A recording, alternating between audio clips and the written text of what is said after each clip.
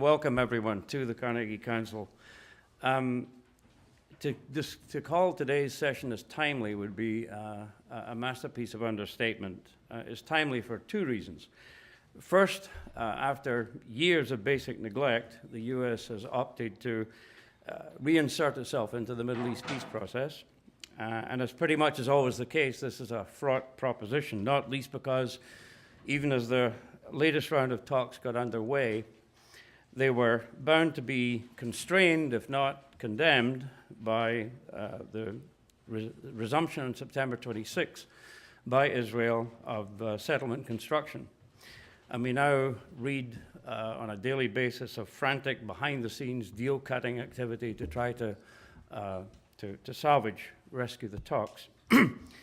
Secondly, it's timely because our speaker, our guest this afternoon, just a couple of months ago, conducted polling in 6 countries in the greater Middle East to gauge public opinion toward President Obama and toward U.S. Middle East policy. And without in any way stealing your thunder, Shibley, in terms of the question for this session, can Obama please both Arabs and Israelis what the polls and history tell us? It seems clear that the Arab view of President Obama himself, after the high watershed of the Cairo speech in 2009, is inextricably linked to the view on the Arab street of the Arab-Israeli issue and of U.S. engagement in and policy toward the Middle East. And this is what Shibley will be addressing today. So, quote, can Obama please both Arabs and Israelis is a momentous question indeed in the current context. And there's no one more qualified to address it than our speaker, Shibley Telhami. His remarkable CV as a scholar, policy advisor, and expert commentator is with you all, and I will not repeat it, spend time here by rereading it. Just let me say that I've known Shibley as a friend and colleague for some 20 years. It was at Cornell that I visited you first, Shibley, and we've managed to find some time to conspire ever since, I'm delighted to say. And I just want to introduce him by reading this piece from his, I think his first address when he became the Sadat chair at University of Maryland. I've always believed that good scholarship can be relevant and consequential for public policy.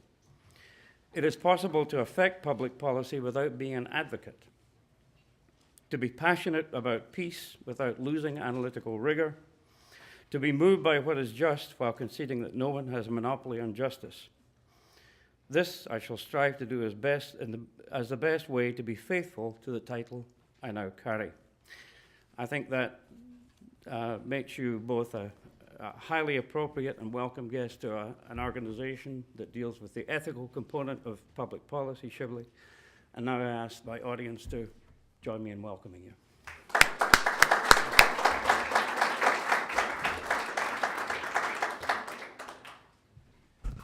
Thanks very much. It's really a pleasure for me to be in this wonderful organization, and thanks, David, for this wonderful introduction. As David said, I've known him for 18 years when I was still early in my career at Cornell University, and Carnegie sought me out and funded one of my earlier projects, and I have to say about Carnegie Corporation of New York, they have never stopped in a way supporting my work, and actually the polling that I will talk about a little bit today is still funded by the Carnegie Corporation of New York, and I'm grateful for them. And it all started with David Speedy, so thank you, David, for this. What I'd like to do is start with a little story and then give you a little bit more about the results of the polling that we have been doing. A few months ago, I was in Cairo. I go there quite frequently. And I was invited to appear on one of Egypt's leading television shows. It's interesting, by the way, just talking about Egypt television shows, the television, particularly news television in Egypt, has not gotten a lot of viewership with the new transnational competition. Al Jazeera now is #1 even in Egypt, and that's unheard of. Egypt used to dominate the media. But there's certain programs that are still pretty influential, and this is one of them that most people watch.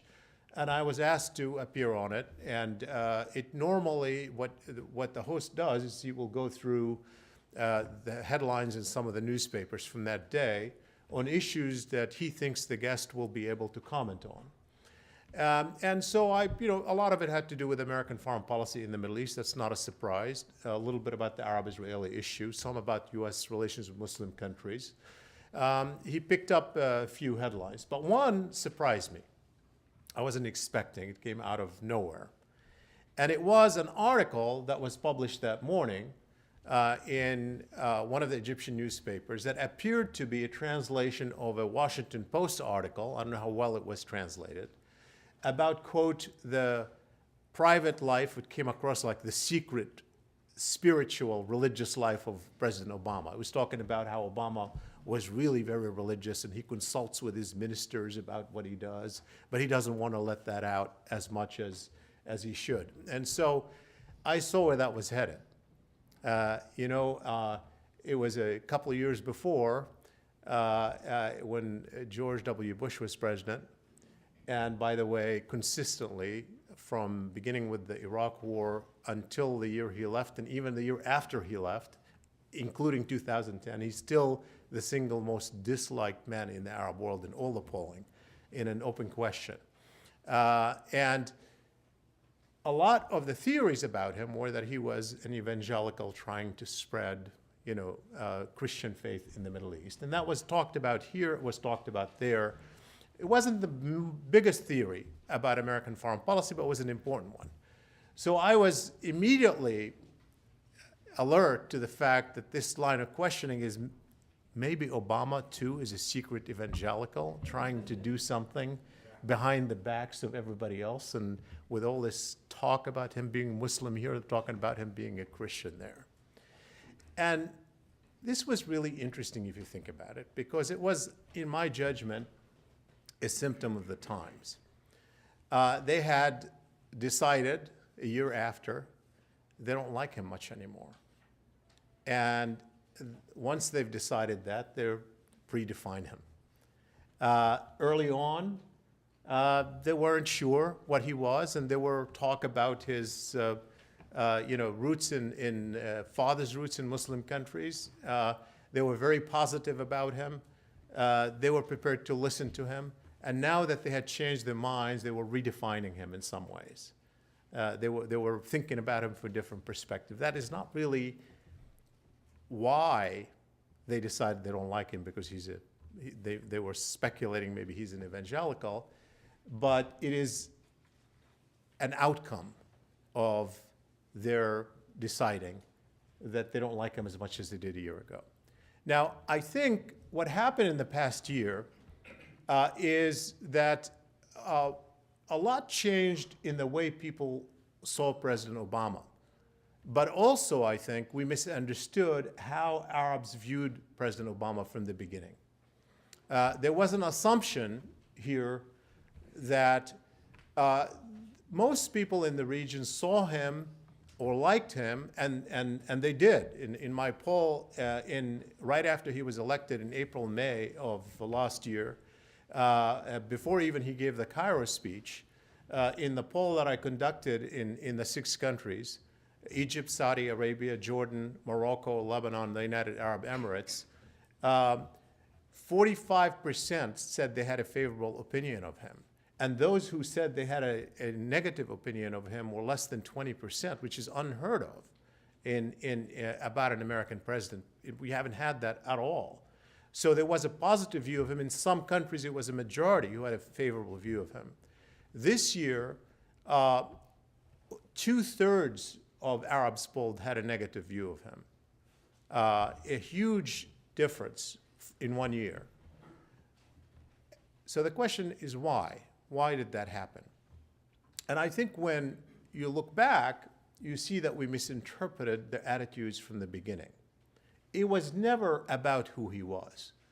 This was a complete misinterpretation of public sentiments toward the President of the United States. It was never about Obama having roots in the Muslim world.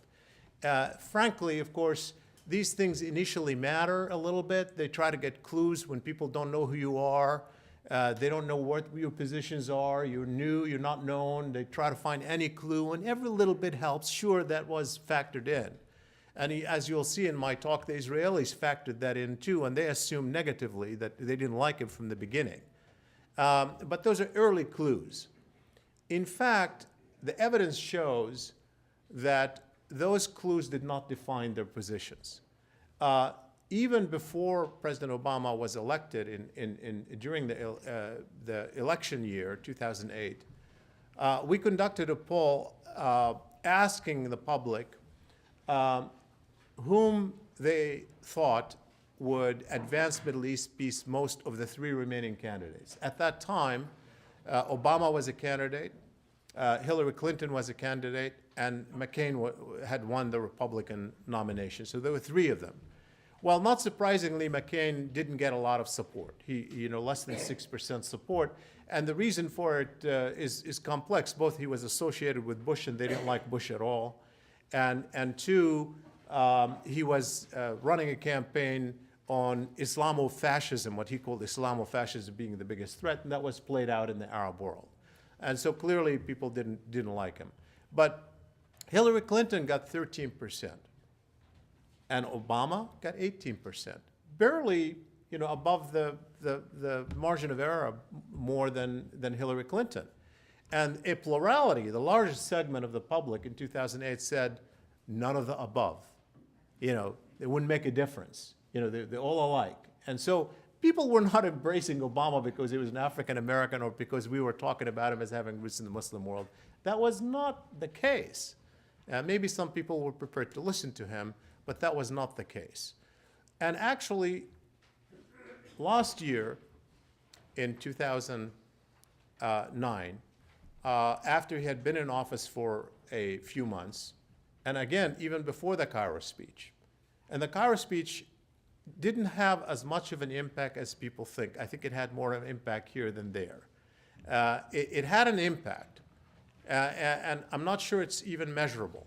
And I say that having somewhat contributed to that speech, having been in the meeting and written a memo for the drafting of that speech. So I think it was a good speech, but that was not what changed public opinion. Already before the speech, when you ask people in the Arab world what they liked about the first few months of the Obama administration, it was very clear. It was always about issues. From day one, it was about issues. First, they liked that he said right after he got elected he was going to stick with his promise to pull out of Iraq. That's hugely popular in the Arab world. That registered, that was highlighted. The fact that he said he was going to close Guantanamo and end torture. Those issues mattered a lot in the Arab world because people believed that those policies of the Bush administration were actually aimed at them. Whether correctly or not, they saw it as an anti-Arab, anti-Muslim policy. And the fact that he said he was going to do it, they liked that a lot. And they liked the fact that he, on the first week in office, he said, I'm going to deal with the toughest issue, the Arab-Israeli issue, even with my crowded agenda of inheriting a terrible economy and 2 wars. I'm going to appoint George Mitchell as a special envoy. So they rewarded him for issues. And that is why most of their projections in 2009 were projections of hope. For the first time, a slight majority in 2009 said they were somewhat hopeful about American policy in the Middle East. That is amazing, given where we were for the past decades. It was a real transformation. Now, in the past year, it's been a complete reversal. We have the favorability view of the president are down dramatically. A majority is pessimistic about American policy in the Middle East as opposed to what happened last year. And so we're back in a way to square one on where we were the year before in terms of the only difference is that to this day, President Obama is not identified as one of the most disliked leaders in their minds. You know, so far, people are still not going to the other extreme of saying, you know, we don't like him. They're just not expressing favorable views of him. They're not passionately opposed to him. By the way, they were never passionately in favor of him. Even in 2009, when 45% said they had a favorable view of him, I ask a question every single year in the poll, and that question is, name the 2 leaders in the world that you admire more than anyone else. An open question. Just name whoever you want. And Obama was not on the list of top 10 in 2009. He was not. And he's certainly not this year. And he was not obviously also on the most disliked list. So people were not passionate about him. They were open to him, and we misread that. It wasn't about who he was. It was about the policies that he articulated. Now, a year later, I asked them, okay, so what is it that you don't like about the last year of the Obama administration? And what is it that you do like about the Obama administration policy? Well, in terms of what they like, they're really scattered. You know, most of them say we don't like anything. But the largest segment, about 20%, say, above all, we like his new attitude toward the Muslim world, the new language toward Islam. They like that. They recognize that. That's an important thing that happened in the discourse. And I think they acknowledge that. But when you ask them, what is the thing that you dislike the most? What is the thing that you're most angry about over the past year? 61% say the Arab-Israeli issue. And you know, we could run around this all we want. You know, you package it as you wish. You talk about all the things that we do in terms of economic aid and democracy promotion and change rhetoric. And all these things matter, and they matter to people in the region. Human rights matters too, by the way. People do recognize it. The people do see it, and people want freedom, and they want human rights. Whatever anybody tells you, they certainly want it. But when you ask them to rank issues, there is no question that most Arabs and many Muslims still see America through the prism of pain of the Arab-Israeli conflict. I call it the prism of pain because that is the issue that defines their outlook toward the world, but particularly toward the United States of America. And when they're angry over that issue, they're angry toward the U.S. It's not that this issue is the core issue for them or it solves all the problems in the Middle East. It is a perception issue through which Arabs define the world. And we see it in the polls year after year after year. You see it in other questions. When I ask people, name the leader that you like most in the world, I ask that question every year, not because I'm looking for a popularity contest. My reason for asking that question is to see what prism are they using to look at the world when they're answering that question. So think about this. In 2004, 2005, this is right after the Iraq War, and we're in the middle of our conflict between the West and Muslim world. We have the whole rhetoric about the clash of civilization and conflict and promotion of democracy, and West and Muslims. And I asked, who is the leader that you admire most in the world? The number one answer, an open question, in 2004, 2005, was Jacques Chirac. Jacques Chirac. And you ask, are you kidding me? I mean, with all the colonial history that France had, with all the immigration policy problems, with the veil issue in the school that was talked about, and they like Jacques Chirac above any Muslim leader, by the way. No Muslim leader, no big-time Muslim leader, sitting leader appeared on that list of the top 3. How do you explain that? Well, very simple. 2004, Jacques Chirac hosted Yasser Arafat when he was dying and treated him like a hero and head of state and with respect and dignity, and they rewarded him for it, and he opposed the Iraq War. And those two combined were enough to say, I forgive him, for all that he'd done. And interestingly, by the way, just at that time, because I don't just go by the polls, I visit the region multiple times. I appear on television. I speak to university audiences and other groups in the region. And I was watching Al Jazeera, and a very influential Islamic leader, Sheikh Qaradawi, who appears on Al Jazeera quite frequently. He's really one of the fixtures on Al Jazeera analyzing Islam, very influential, was asked to criticize France because of what the French were doing on the issue of the veil in schools, and from an Islamic point of view. And he couldn't bring himself to criticize France. He said, why are you asking about France? Why don't we talk about Tunisia, which doesn't allow, veil in some places. And so he just couldn't bring himself to doing it. So in 2006, 2007, it was Hassan Nasrallah of Hezbollah who was the most favored because of the war in Lebanon, where Shia leader, we were talking, look back 2006, 2007, what's the discourse here? Sunni Shia divide. We're saying the Middle East now can be seen through Sunni Shia divide. And most of the polling that I'm doing are in Sunni Arab country, in Egypt, in Morocco, in Saudi Arabia, in Jordan, mostly Sunni Arab countries.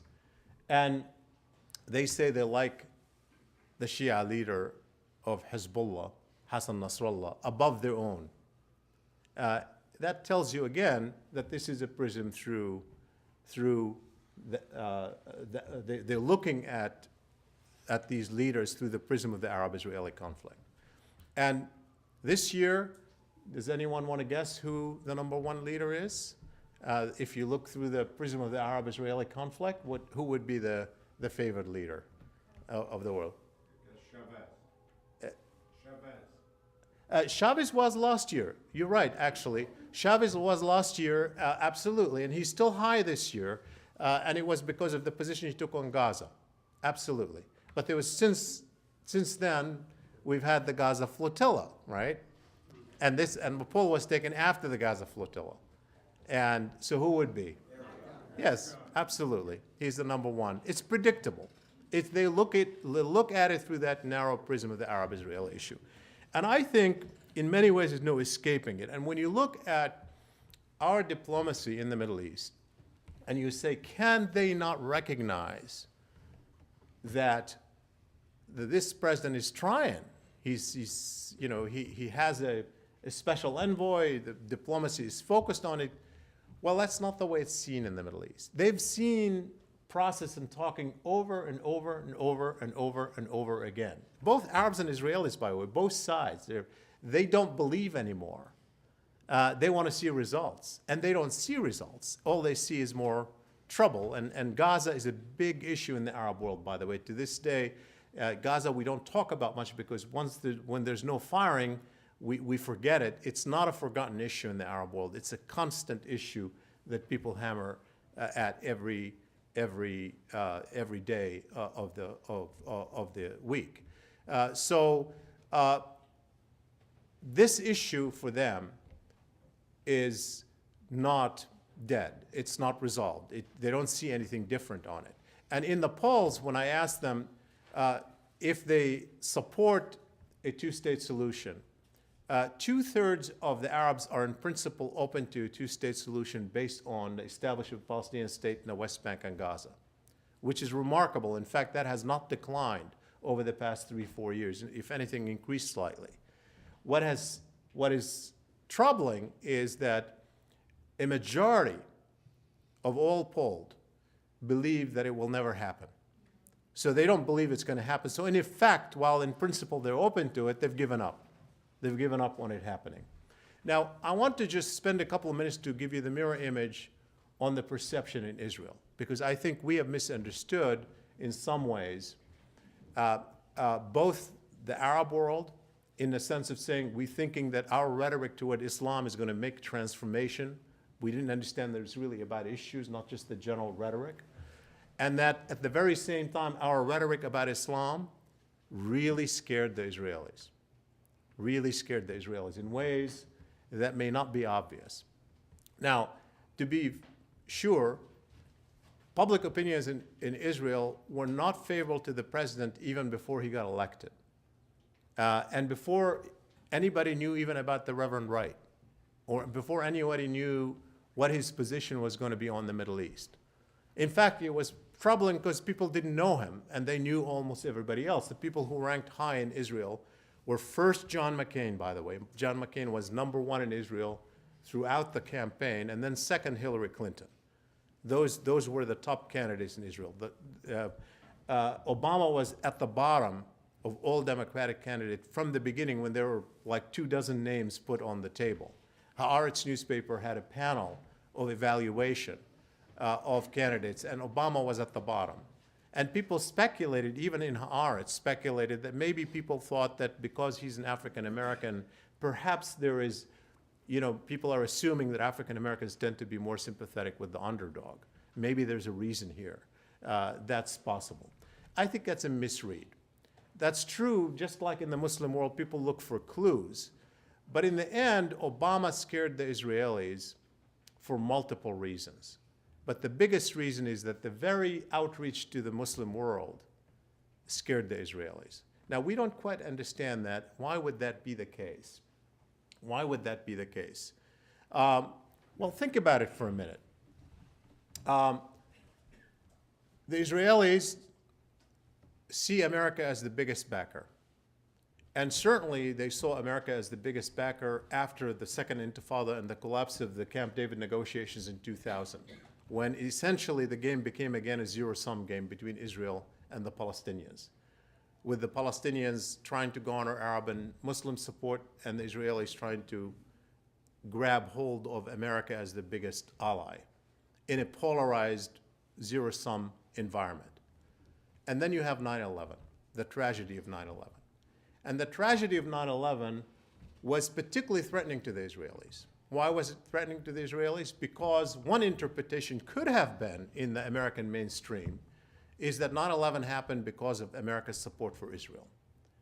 And that kind of interpretation is particularly terrifying to the Israelis. They think that that would be the end of the relationship, an abandonment of Israel. And as a consequence, the Israelis were especially happy to hear President Bush say it's a clash of values. They hate us for who we are. They hate our democracy. They hate our values. It's not about the Arab-Israeli issue. And it is really a clash of values, not a clash of policies, and it's not about the Arab-Israeli issue. And that's music to Israeli ears, including liberals, because it wasn't really a left-right division. It was a Israeli polity that is very much focused on maintaining support from the US. So the Israelis have become comfortable with the paradigm that emerged in the Bush administration, that it is really a clash of values. It is not about the Arab-Israeli issue. So what is this administration trying to do? What did it try to do the first week? Number one, it's not a clash of values. We're taking Islam out of the terrorism war. And we're saying the Arab-Israeli issue is an important American interest that deserves a presidential intervention. We're not only doing this as a favor to the Israelis and the Arabs and the Palestinians, we're doing it because it's good for America. We're elevating this in our priorities.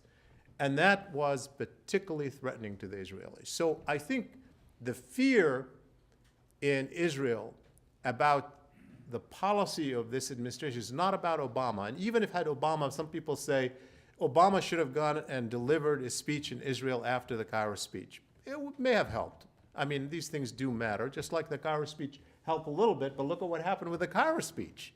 In Cairo, if you go poll people in Cairo a year later, it raised expectations, they weren't met, and people are more angry than before. And the same thing would have happened in Israel. It may have helped a little bit, but in the end, it is not about speeches, and it's not about, who the president is personally, but what is the policy? And the paradigm that the Obama administration is putting through is undermining the Israeli sense of security. psychological security. I think there is no way, in my own judgment, to carve out a strategy to win both Arabs and Israelis before you have an agreement. It is impossible. And why? Because I think, for one thing, a majority of Arabs and a majority of Israelis no longer believe peace is possible. So they're operating in a zero-sum game. And when they're operating in a zero-sum game, how America defines itself and its relation with the other is always going to be something you care about deeply, far more than the outcome. And so what I suggest, and my proposition has been, put aside public opinion for now for American diplomacy. It matters. I'm a public opinion guy. I do polling. I think public matters a lot. In the long haul, we can't ignore it. But in the short term, we can't win it. Both the Arabs and the Israelis, put it aside, build the peace, build an agreement, and they will come, both of them. And we see that, by the way, in the past, because I think we have made too much of trying to build, quote, public support for an agreement beforehand. That's nice if you can do it. Coalitions are important. You can argue that, particularly in democracies, you need that. It's nice when you have it. But frankly, when you look at all the profound changes that happen in relations between Israel and the Arab world, they happened without any real preparation. If you look at the Egyptian-Israeli treaty, there was no public preparation. There was no selling. And there was a profound transformation that happened after there were concrete steps that were taken. Sadat's visit to Jerusalem, and then the Camp David agreement and the bilateral treaty between Israel and Egypt. Only after that happened did the relationship change.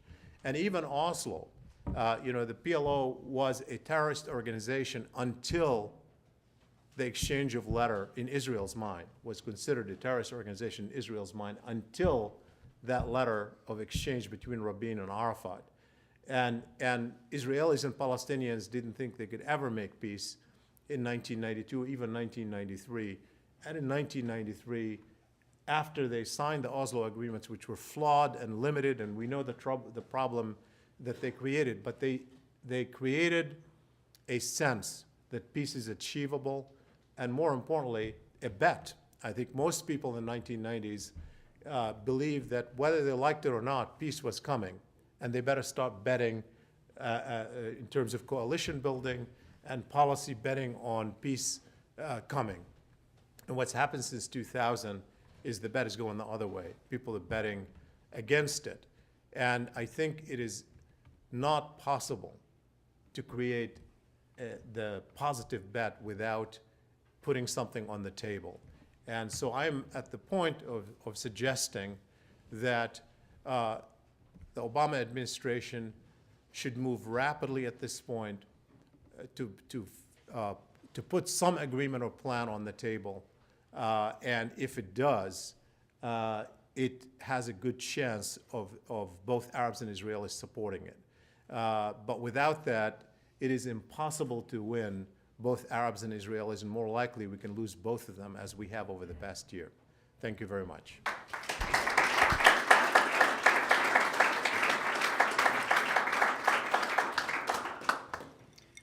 Thank you, Shibley, for a remarkably lucid and, if sobering, assessment of an equally remarkably complex situation.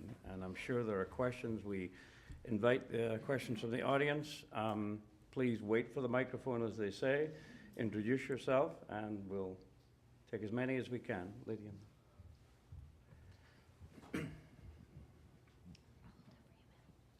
Two questions. One about the subjects that you quiz.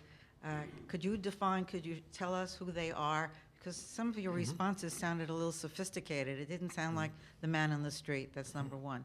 Number two, if you have a number two, if you forget number two, you're in trouble. Oh yes, the right of return. It seems to me, I don't know, that's the major stumbling block if the president were going to put down an agreement, that would be number one problem. Is that correct? Let me ask the first question. The polls that we do are a sample of 4,000 in the 6 countries. They're all face-to-face interviews. They're done in between 14 to 18 urban areas in 6 countries: Egypt, Saudi Arabia, Morocco, Jordan, the United Arab Emirates, and Lebanon. So it is the man in the street. We have, they're demographically representative, certainly in terms of age and gender, pay a lot of attention to the income and education. And we have in places where religious diversity is important, like in Lebanon, we make sure that we have we apply weights to compensate if we don't. We have enough Sunni Muslims, Shia Muslims, Christians, and Druze. Those are the 4 that we control for. So it's a pretty good sample. I think the evidence that we have has been that it's pretty representative and has been pretty consistent over the years. This is the 9th of a 10-year project. Now, I should say that just to put it in perspective, I know I just focus on attitudes toward the U.S. and the Arab-Israeli issue. This is not really just a snapshot poll. This is designed from the beginning to be a 10-year poll because there's a big sort of analytical question driving this, which is the relationship between the new media and political identity and opinion in the Middle East. So I'm trying to figure out, I started this with the advent of Al Jazeera and now with the expansion of the internet, to see whether these new transnational media outlets are having an impact on how people define themselves. So we have a lot of identity questions and a lot of the social questions that we ask, including gender attitudes toward religion, are really intended to look at the identity, the collective political identity, and to see whether the media has an impact or not. And we run statistical analysis with the data. We control it. We divide it by we look at all sorts of variables because we have, in addition to the ones that I mentioned, the obvious one, education, income, gender, age. We also have, whether or not they speak English. We have the ethnic, identification and so forth. So we have a lot of data. In some instances, I do another control public opinion poll among Palestinian citizens of Israel to see whether their opinion is different from the rest of the Arab world, given that they have an environment that includes Israeli television, since they're also fluent in Hebrew. And there I ask questions about the second question you asked, which is their attitude on the right of return issue, because obviously it matters, and I try to divide them. One of the variables I use is whether they have personal relatives who became refugees in '48 or not. And I find, for example, in that sample, half of the people, about roughly half, have relatives who became refugees.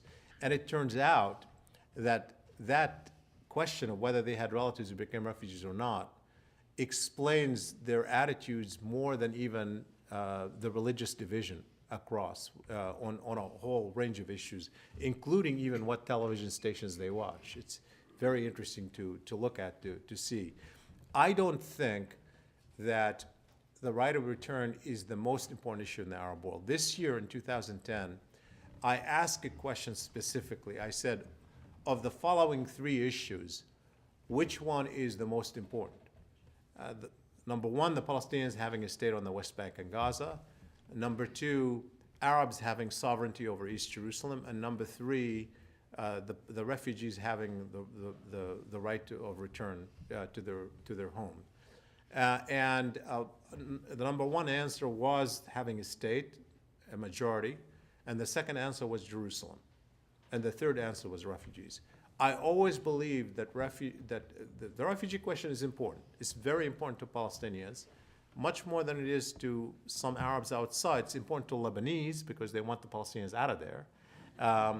But its Jerusalem issue is much more important.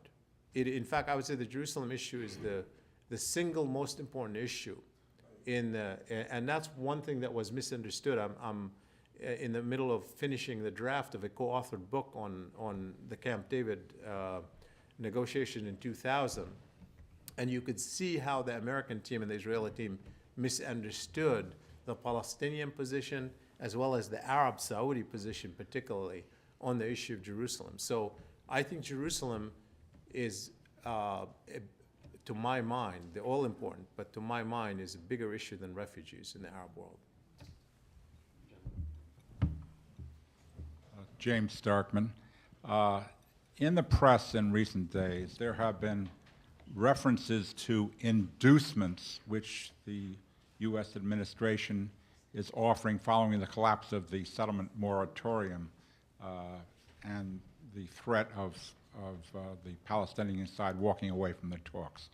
Do you have any indication of whether those inducements are in the form of aid, or are they in form of a plan, such as you have referred to, a hard plan proposed by the United States to put on the table to get reaction from both sides? Well, let me first of all put my cards on the table. I am an advisor to the Obama administration on this issue.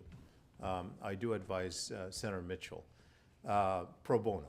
I'm an advisor, but I, from the beginning, agreed that would not be for pay because I want to maintain my independent views on this and you know, give my views. If I want to take them, fine. Not, I'm a free agent on the outside. But so in some ways, you know, you know, it's what I could tell you is what the reports are obviously saying from, you know, if you read the New York Times or read the Israeli press on this issue, I have to say, you know, I read the Israeli press regularly, just like I read the Arab press regularly as well as our own. And the Israeli press on this issue is a little complicated because very often you will get some really cutting-edge information before our press will have it. But very often, it's deliberate leaks from the government to tell a story before we even have a take on it. And you have to understand that, and you have to take it with a grain of salt, and you have to understand that it's part of the tactics of negotiating to leak a story that, you know, may or may not be accurate.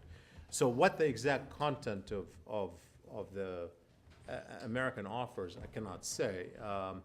You know what the New York Times reported. Obviously, there were all kinds of assurances, not so much about aid, although that is true in terms of the military side of it. But it's more of a commitment down the road for things that have to do with the UN, for example. No UN veto while the U.S. is while Israel is negotiating with the Palestinians. In the end, I'm not sure what the result will be. I met with Secretary General Amr Moussa of the Arab League 2 days ago in Spain before he went to meet with Mitchell in Cairo. And as you know, today the Arab League is meeting. I've been too preoccupied to know what the decision was to authorize President Mahmoud Abbas, or to support President Mahmoud Abbas returning without a particular commitment on settlements. The Arab League position was that if there is no settlement freeze, they want to see a UN resolution of some sort, at least you know, laying down the rules on the negotiations and the settlement. And so it's a very tricky issue because if we don't get over this particular obstacle in the short term, it's going to be very hard to move forward. You know, Mahmoud Abbas, the president of the Palestinian Authority, does have a legitimacy problem at home. People see his return to the negotiations without having a settlement freeze already as a concession, not an accomplishment.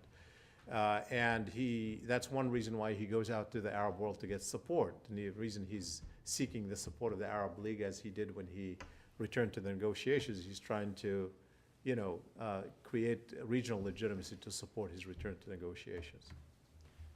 Craig Johnny in the back. The first two questions have been remarkably and commendably concise. Please try to keep them that way. We have a sea of hands out there. And But not the answers they have not, so. But the complicated questions. Yeah. Okay. Thanks for an excellent presentation, which not only was clear and concise, but also did not use a single PowerPoint slide. But as you know, I'm also a pollster, and I would largely concur with the analysis you presented on the public opinion. I was a little surprised by the conclusion, though, about the strategy. Because if you look at the two great breakthroughs in the past, both Oslo and Sadat's trip to Jerusalem, neither of those was an American initiative. And the question of how one breaks through the deadlock, especially how one somehow convinces one side or the other, perhaps the Israelis, that there is actually a possibility of movement, would seem to me to suggest an initiative by the parties. I've been intrigued, for example, by Tom Friedman's suggestion that the King of Saudi Arabia should invite Bibi Netanyahu to Riyadh. One could also imagine him traveling in the opposite direction.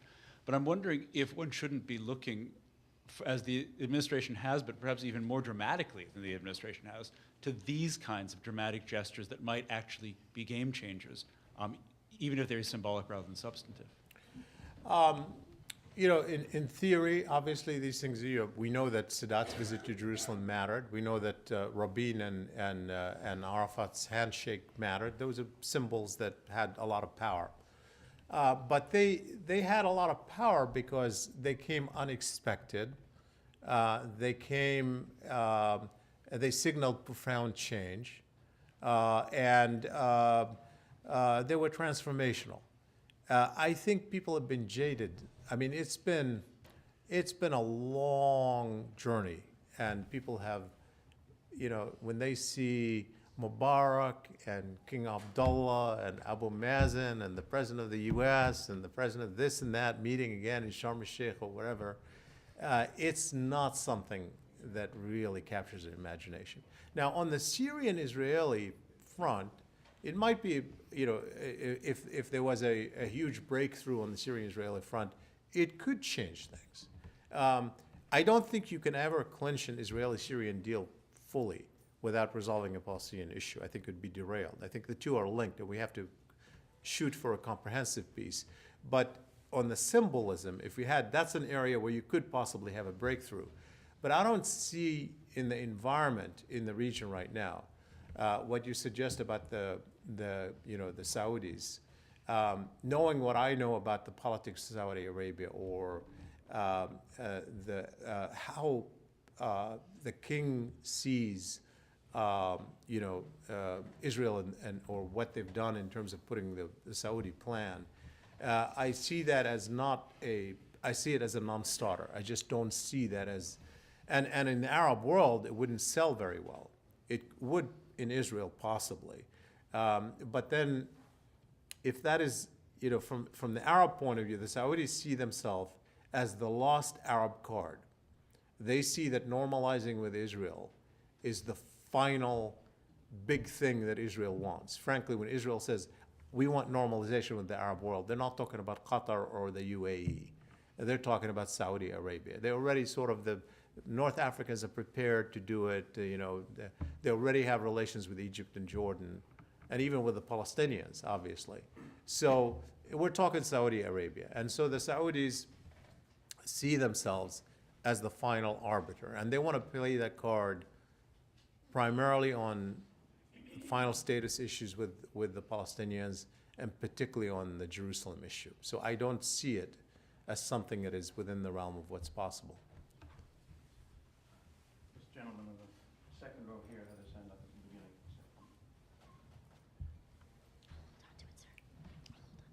My name is Al Bernstone. Thank you very much for your presentation. When you explained to us how important something substantive is now, what I'm thinking about is this.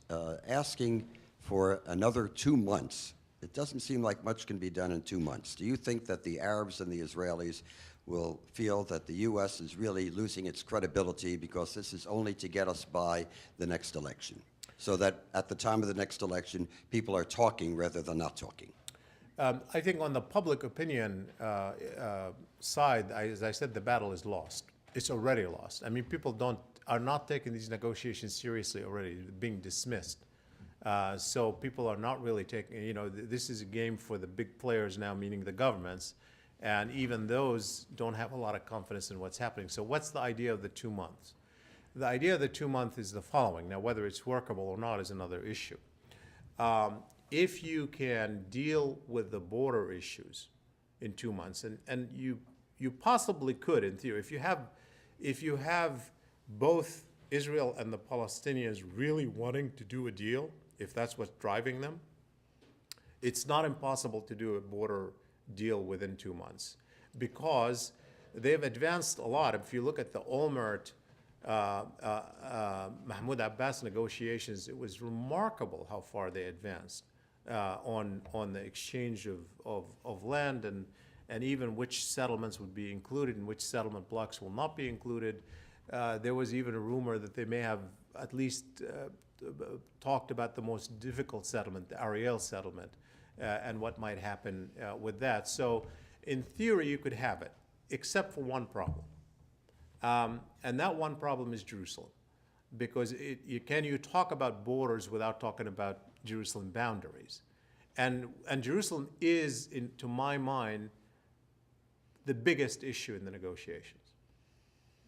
And I think it's very tough to resolve the Jerusalem issue in 2 months. If you do that, then you really solve the problem, I think.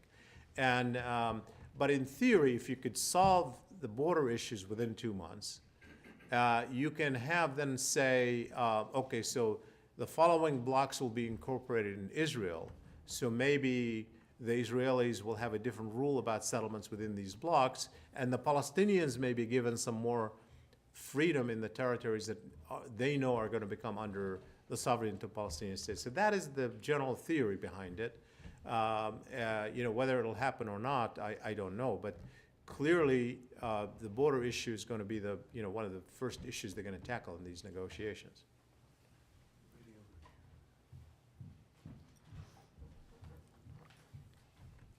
Bryn Cohen, thank you so very much for your most informative presentation.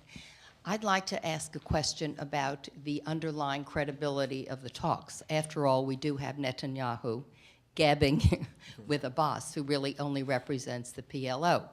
So my question is, to what extent can Hamas come in at the end, anything that's accomplished, and be spoilers? Yeah. And, I have to give you my own opinion on this because it's obviously a little bit different from the administration view on this.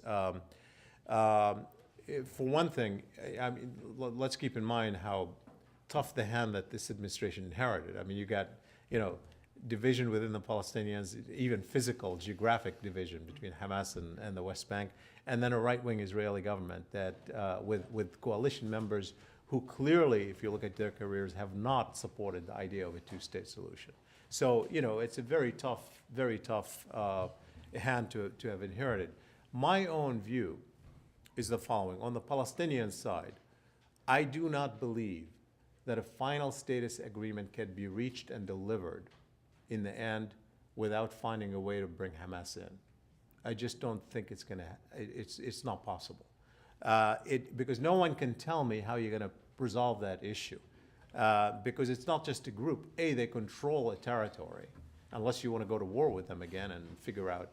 And two, they represent a good chunk of the Palestinian public. So a way has to be found out. Obviously, they have to play.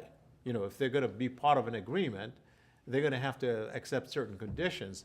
But at some point, what that point is, obviously, is debatable. A way has to be found to bring about Palestinian unity before you sign a final status deal. I don't think you can just have a deal that with the hope that they're going to go away or that you're going to marginalize them or defeat them by selling it directly to the public. That doesn't work. I mean, we have Arab governments that have not been popular for decades, and they're still in power. You can win the game of public opinion without creating transformation. So I don't see it that way. Now, on the Israeli side of the equation, I don't know whether this Israeli government is capable or not of an agreement. I mean, I go back and forth on it. It's a tough one. There are certainly members in this coalition who clearly do not support the kind of agreement that would have to be made. I take the view that we don't know for sure, and that it is possible that the prime minister of Israel, and that some people think he may have gone through transformation, but the more prevalent theory is that he's more of a political opportunist than he is an ideologue. And so when you enter a negotiation, you have to enter them in good faith. You can't enter a negotiation thinking that one side cannot deliver. I mean, we've seen in the history of negotiation people nobody thought could deliver who ended up, delivering. And so you have to create an environment where you have choices before them. They have to make choices constantly. And we haven't put Netanyahu in a position to make the kind of tough choices he's going to have to make. And at some point, he'll have to make them. I don't buy the argument that his coalition paralyzes him, because this is a coalition of choice, not a coalition of necessity. He entered into this coalition. He still has Kadima, which is proven that it can negotiate. He can bring them in and he can dump some of the members who don't want to negotiate. And I think the view in the US as well as in Israel, that at some point that's going to be the test when he does that maybe it's not the time for him to do that because the choices are not clear yet. But at some point in the next year, if we're going to make any progress, some tough choices are going to be made. So I clearly don't believe it's impossible. I think it could be done, but it's, no one can underestimate how difficult it is. And that's why you have a lot of pessimism. It requires not only extraordinary diplomacy, but in the end, it requires presidential priority. The United States is indispensable for reaching an agreement between Israel and the Palestinians. It's just not going to be able to do it on their own. I'm not talking about imposition. This is an existential issue for both. But I'm talking about a very tough hand to play with both sides. And that is never going to happen unless you have a president who's involved, who's determined to make this a top priority issue. It can't happen on the cheap. Right now, the president intellectually believes it's important. He's empowering others to do it. He hasn't yet put his presidential weight behind it. At some point, it has to be done.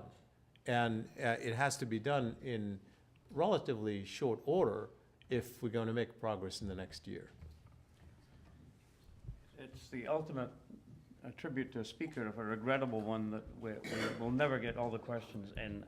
These two gentlemen in the second row here and the front row have been up since the beginning. Can we take two questions and then we'll have to wrap up, unfortunately? What can you tell us about Iran as a factor in this whole situation? Mm-hmm.